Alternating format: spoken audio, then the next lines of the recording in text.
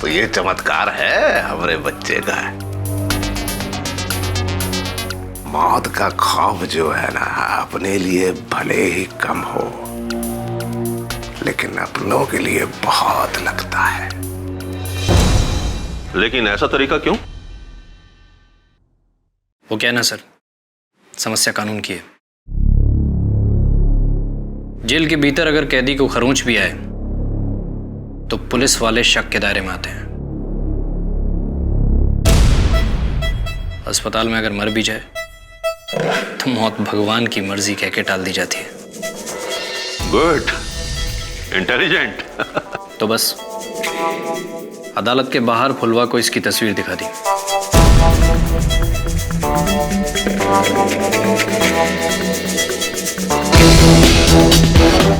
और उसके बाद फुलवा तो इतनी समझदार है, काम आसान हो गया। अब तो उसके पास उसका वकील भी नहीं है पैरवी करने के लिए।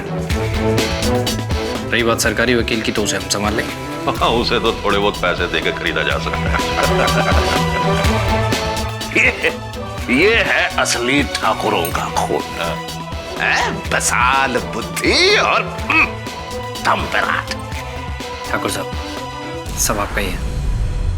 हम, हमारा खून, सब कुछ। आज आज आज हाँ, बहुत खुश किया है रे।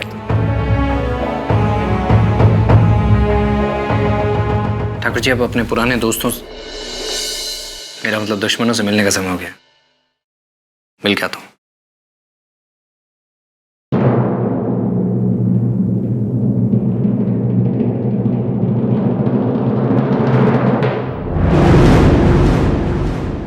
अब देखिए ना जज महोदय, इस लड़के ने प्यार से भावनाओं के भंवर में फुलबा और इसकी टोली को फंसाकर आखिर में जेल भिजवा ही दिया।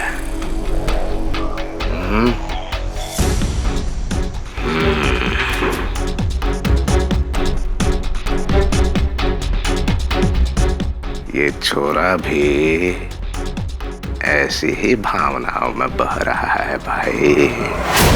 ठाकुर साहब, क्या मतलब?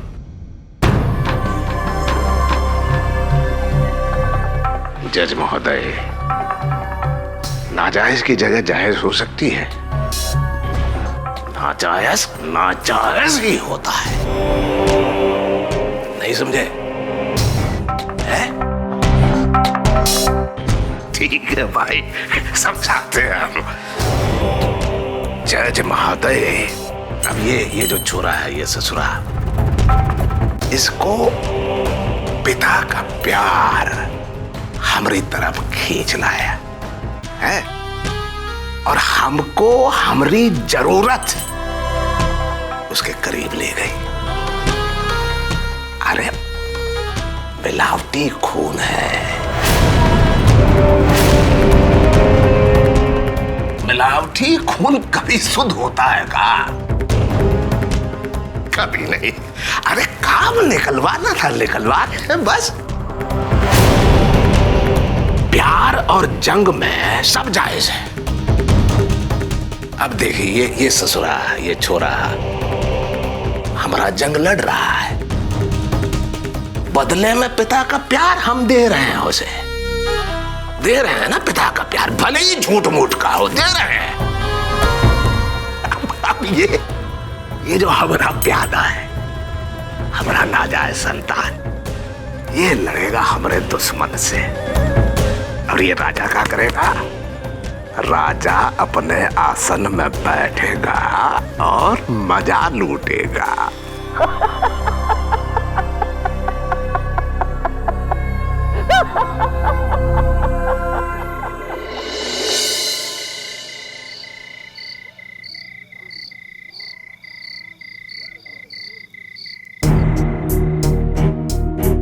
लड़ाई के कुछ नियम होते हैं। अरे मर्द की तरह खुल के सामने लड़ना चाहिए। ये क्या घटिया रास्ते अपनाते हैं? अरे वो कहाँ लड़ेगा हमसे, केवल बेचारगी का फायदा उठा रहा है ये एसीपी।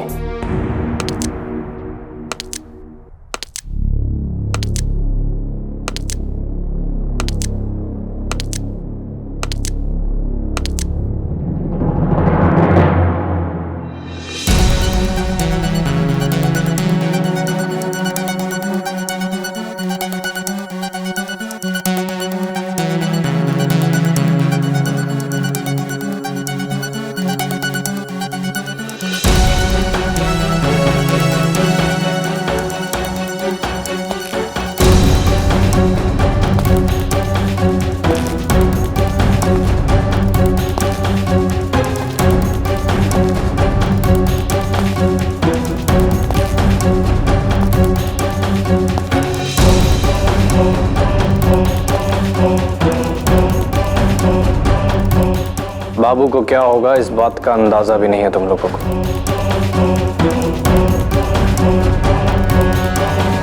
जहर का एक छोटा सा इंजेक्शन,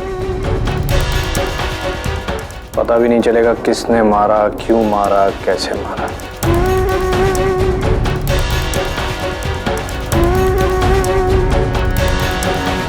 फोटो तो अब तक सब देख चुके होंगे। हे घूंघटा, इसके कमीनेपन की निशानी वापस लौटा दे इसे।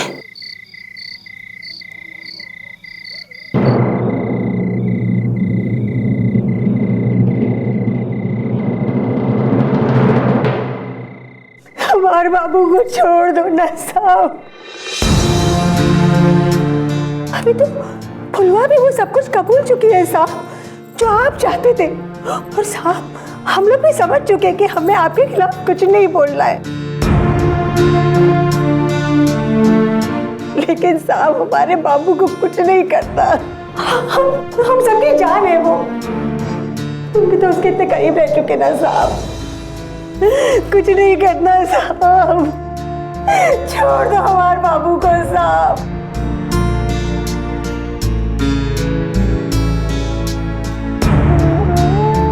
मैं भीख मांगती हूँ साहब।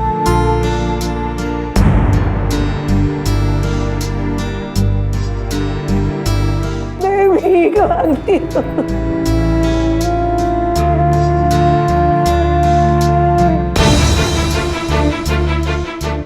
बाबू को छोड़ दो साहब,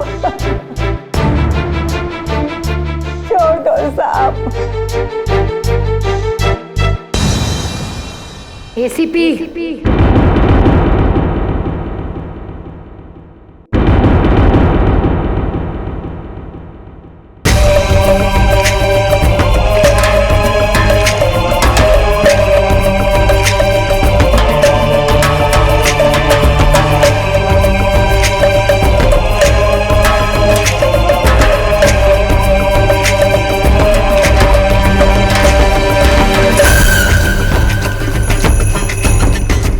हमारा एक काम करना, पता नहीं जज सजा दे या ना दे, लेकिन तू हमें जरूर मार देना।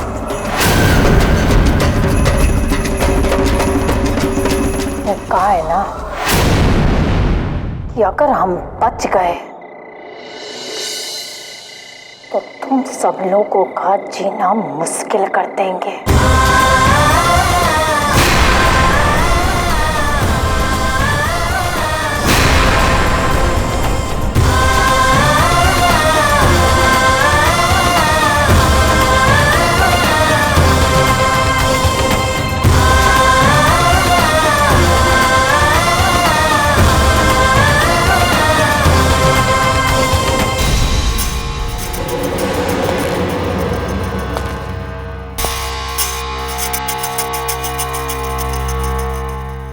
रस्सी जल गई लेकिन बल नहीं गया। डकैत फुलवा, तुझे अभी भी लगता है कि तू कुछ कर पाएगी? अगर हम बच गए नहीं बचेगी तू, गारंटी लेते हैं हम इस बात।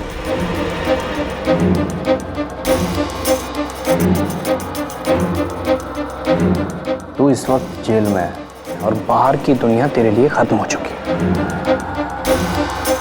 फिर अब वो कबीला तो जल के राख हो गया।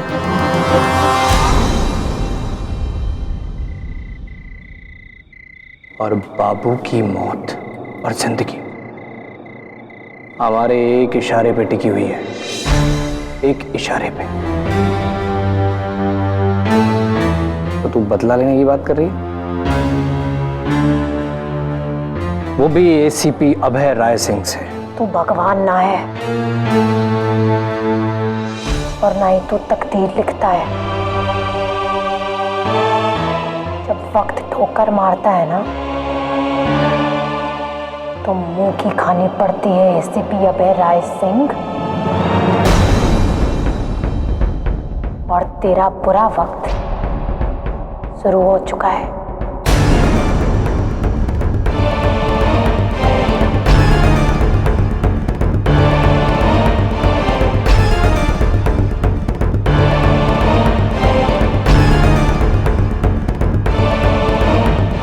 क्या बात है? ये गुस्सा, लाल आंखें, पसीना,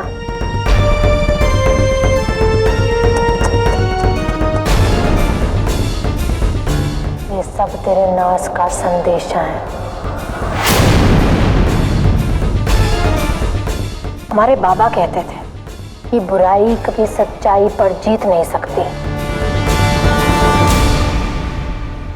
तू भी ना जीत पाएगा।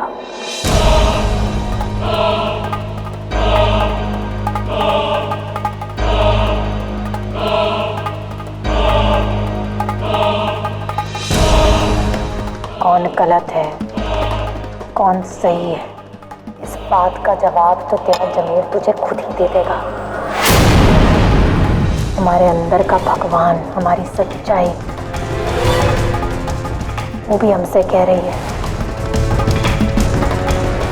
कि अब तेरी और जाति बर्दाश्त ना होगी। हमें जितना जोर लगाना है, जितना दम लगाना है लगा ले, क्योंकि हमें तो पूरा विश्वास है कि अब कुदरत ही किसी को भेजेगी